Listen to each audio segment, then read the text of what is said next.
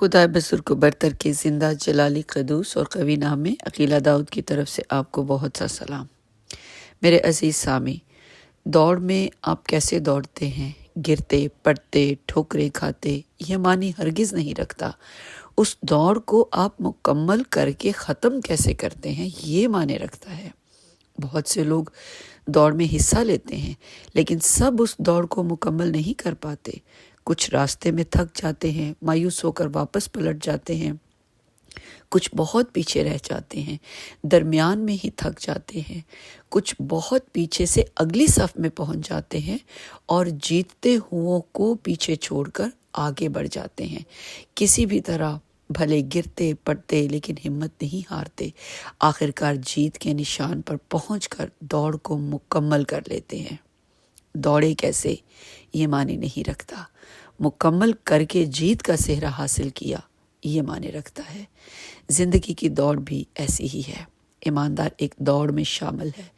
راستے میں ایمان کی آزمائش، بہت سی رکاوٹیں ایمان کے راستے میں حائل نظر آتی ہیں۔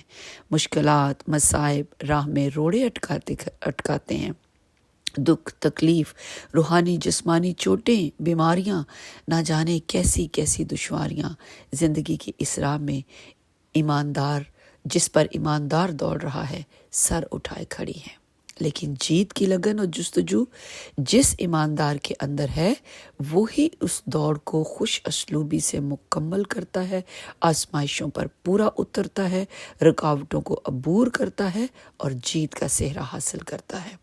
کلام مقدس میں پہلا کرنتھیوں اس کے 9 باب کی 24ویں آیت میں لکھا ہے، کیا تم نہیں جانتے دوڑ میں دوڑنے والے تو سبھی ہیں مگر انعام ایک ہی کے لیے جاتا ہے۔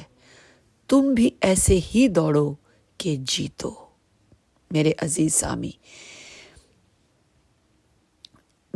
انعام ایک ہی کو ملتا ہے اور جو اس انعام کا حقدار ٹھہرتا ہے، اس نے محنت بھی سب سے الگ ہی کی ہوتی ہے، اس کی لگن اور جستجو بھی سب سے الگ ہی رہی ہوتی ہے۔ 25ویں آیت میں لکھا ہے، ہر پہلوان سب طرح کا پرہیز کرتا ہے۔ مطلب پہلوان کو خوب خبر ہے اس نے طاقت کن چیزوں سے، کس طرح کی کثرت سے حاصل کرنی ہے، اسے کن اشیاء سے، کن عوامل سے پرہیز کرنا ہے تاکہ اس کی جسمانی ساخت اور قوت برقرار رہے۔ بعین اسی طرح ایمان کی دوڑ میں بھی دوڑنے والے کو نہایت حکمت عملی سے قدم اٹھانا ہے، عقل و فہم سے زندگی کو گزارنا ہے تاکہ روحانی طور سے طاقتور ہو کر قوت کا حامل ہو اور زندگی کی راہ میں ہر طرح کے ابلیسی حملوں کا، آزمائشوں کا مقابلہ کرتے ہوئے، اسے زیر کرتے ہوئے دوڑ میں آگے بڑھتا جائے۔ ایماندار نے اس دوڑ میں دوڑنے کے لیے ہر اس چیز سے، ہر اس عمل سے قطعی پرہیز کرنا ہے جو روحانی دوڑ میں ایمان کو کمزور کرنے کا باعث ہو، روحانی طور پر حوصلہ شکنی کا باعث ہو۔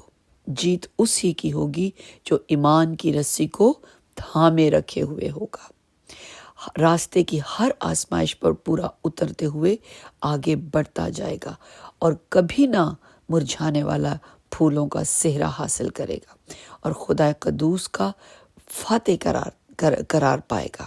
آئیے ہم بھی ایسے ہی اس زندگی کی دوڑ میں دوڑے کہ جیت ہماری ہو، ہر طرح کی آزمائشوں پر قابو پائیں، ایمان کے راستے پر دوڑتے چلے جائیں اور یاد رکھیں، ہم گرے خواہ کتنی ہی مرتبہ کیوں نہ ہو، یہ معنی ہرگز نہیں رکھتا۔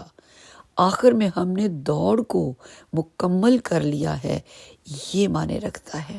سو ایمان میں مضبوط رہ کر، خدا پر بھروسہ رکھ کر، زندگی میں درپیش ہر آزمائش کا سامنا کرتے ہوئے آگے بڑھتے جائیں۔